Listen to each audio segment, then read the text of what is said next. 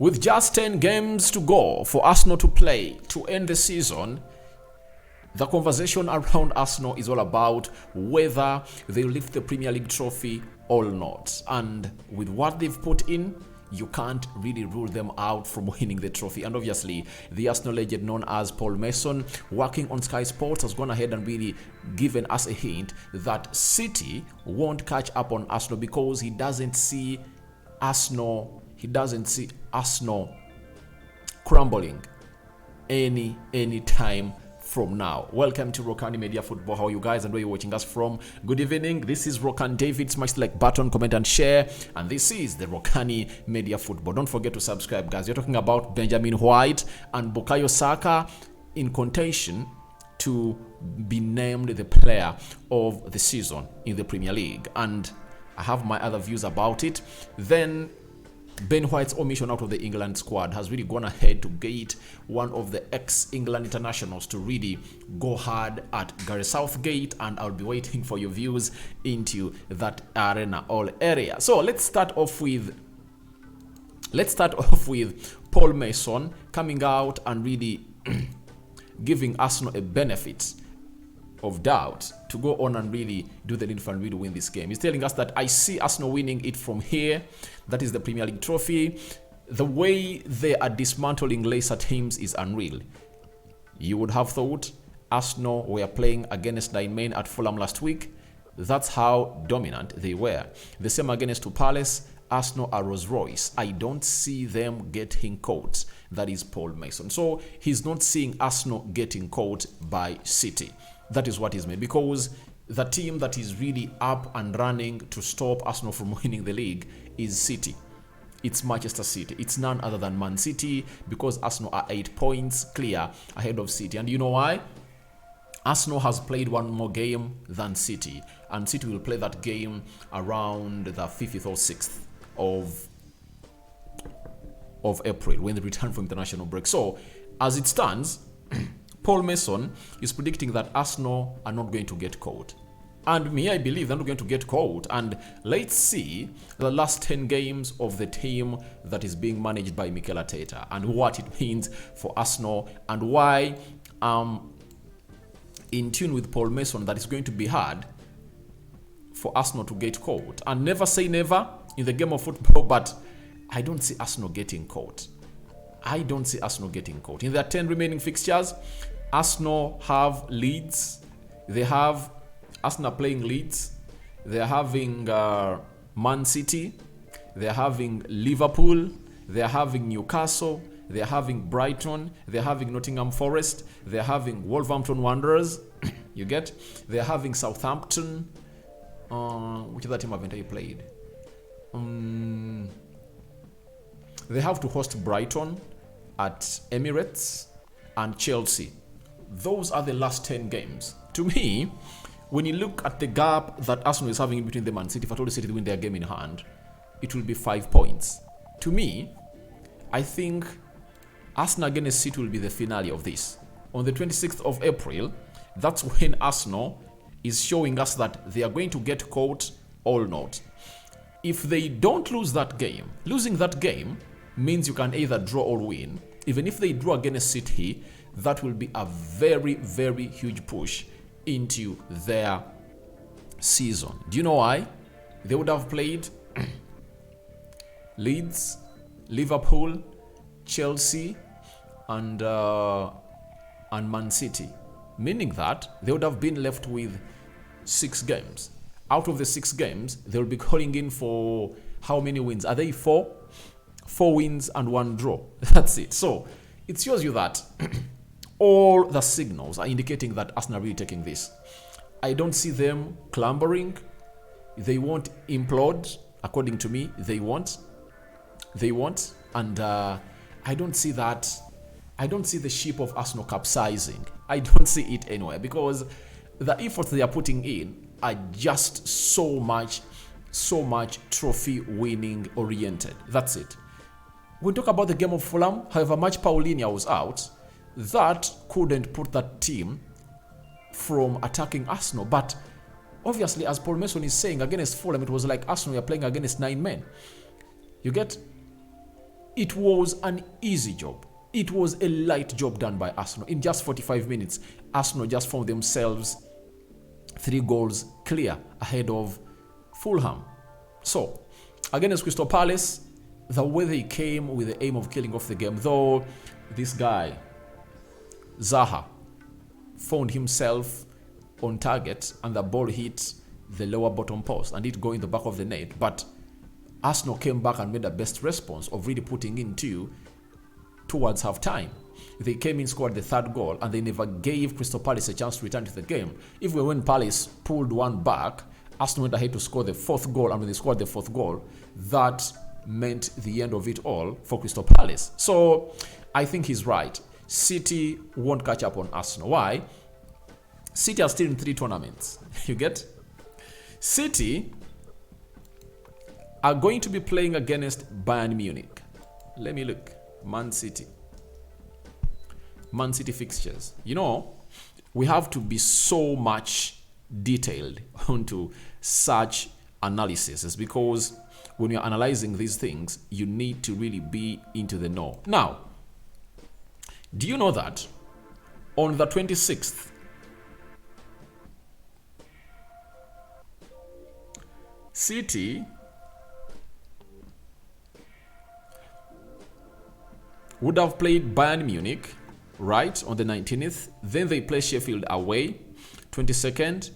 Then on 23rd, I think there is a game there's a game they're going to play on 23rd. Then on 26th, they will be playing Arsenal at Etihad. But look, City, towards the game they're going to be playing Arsenal, City are almost going to be playing 2 games per week before they face Arsenal. And amongst those games, there is Bayern Munich twice. That's it. So they're really having lots of games to play. And I think that is going to work well in the hands of Arsenal, or in the favor of Arsenal, to gate City, or to give City a very hard time to chase a team called Arsenal. Because Arsenal is left in one competition, that is the Premier League, meaning that every week, Arsenal is going to be playing one game.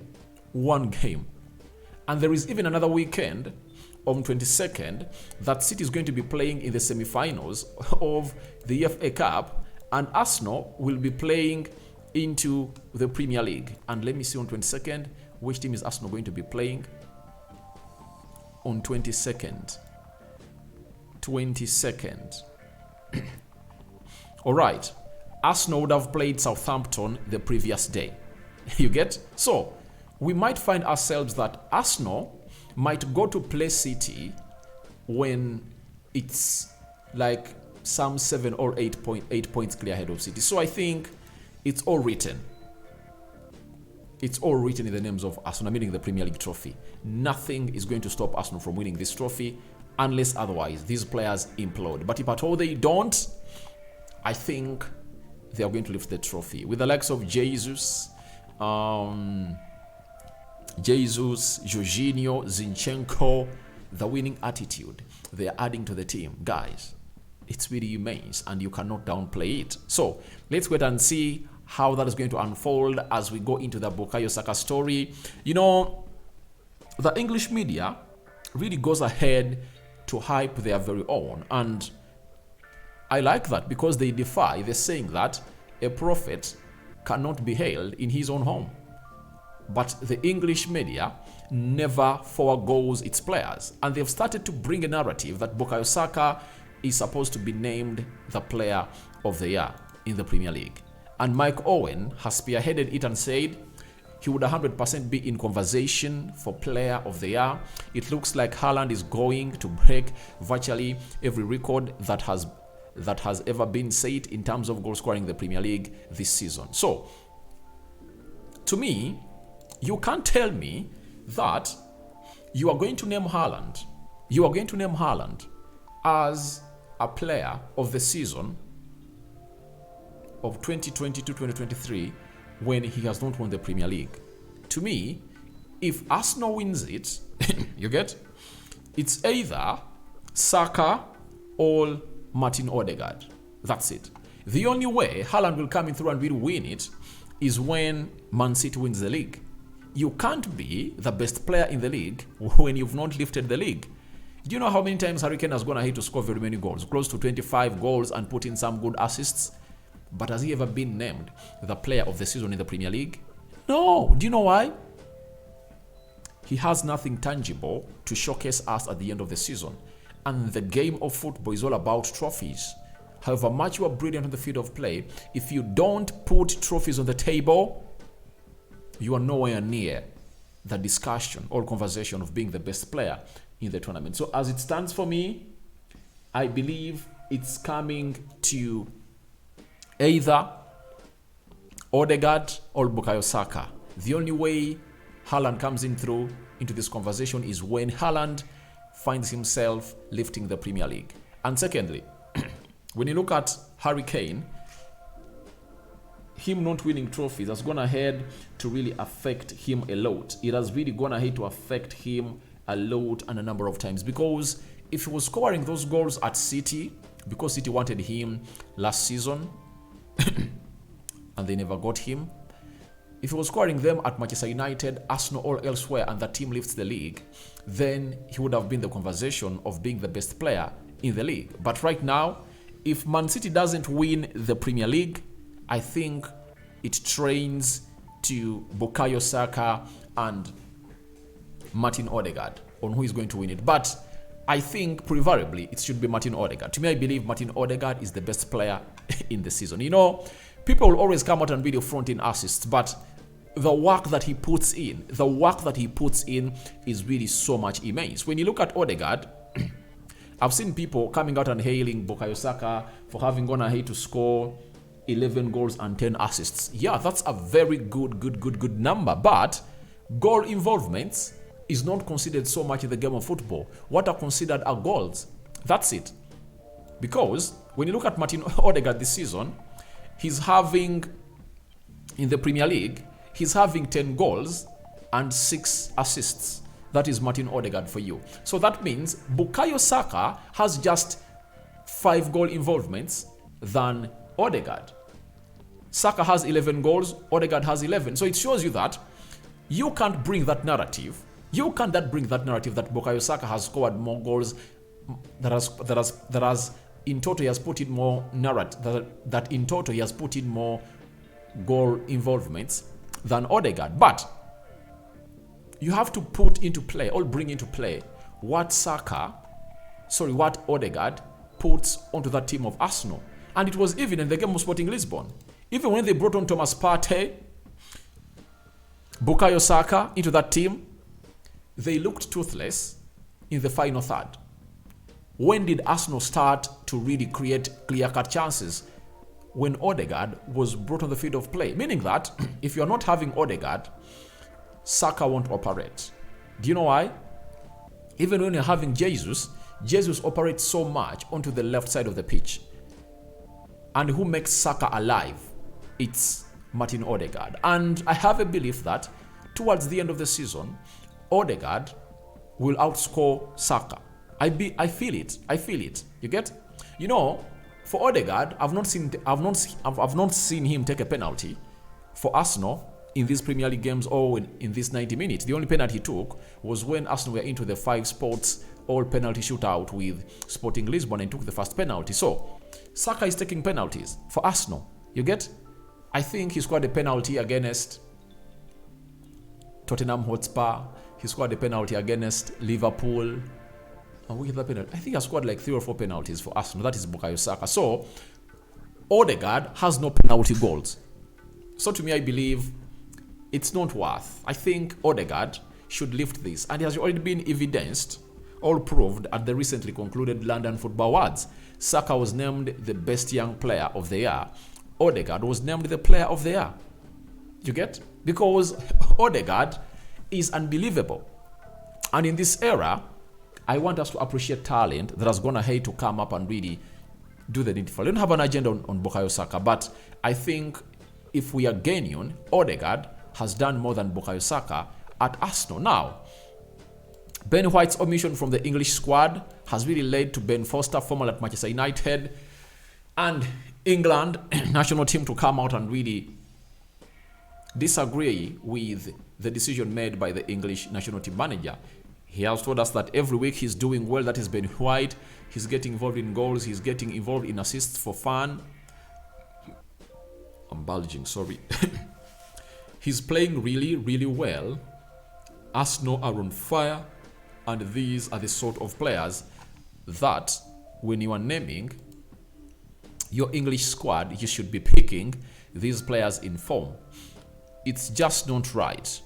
Gary Southgate selecting Harry Maguire and players like that, it's just screams of a fallout. And to me, I think I'm here to defend Gary Southgate, because when you look at the 3 right backs that he called up for the English national team duty, I think they are doing a better job than Ben White. Reece James, Clean Trippier, and Kyle Walker. And if at all you are having those players at Arsenal, I think Ben White is dropped back into central defense. Ben White needs to be consistent on his game, because I think he can dislodge Clean Trippier. I believe he can dislodge him from that position. But he's really having a lot of work to do. He has a huge work of him to do to go ahead and do the needful. He needs to be putting in performances like he put up against Fulham, Bournemouth, there is another Aston Villa. Such performances consistently. If at all he does, he'll find himself into the England national team squad. And I think with how Arsenal are performing, I think next season he's going to be more of a very good right back than I've been this season, because this is his debut season playing as a right back for Arsenal. So I think he'll find himself going to the Euros because he'll have outplayed Trippier. I think Trippier is the easiest person to dislodge from that team, but there is favoritism at the England national team because that man, Gary Southgate, the manager, has his own players that he believes can get the job done, and he always reckons with those players. That is it. But Mike Owen has come out and given Ben White his flowers after his brilliant performance against Crystal Palace. And this is what he had to say. There was a lovely moment towards the end of the game where he made a tackle and was celebrating. I feel he's a bit of an underrated player for Arsenal at the moment. Right? I think Ben White commands both the defensive attribute of the game and the offensive attribute of the game well.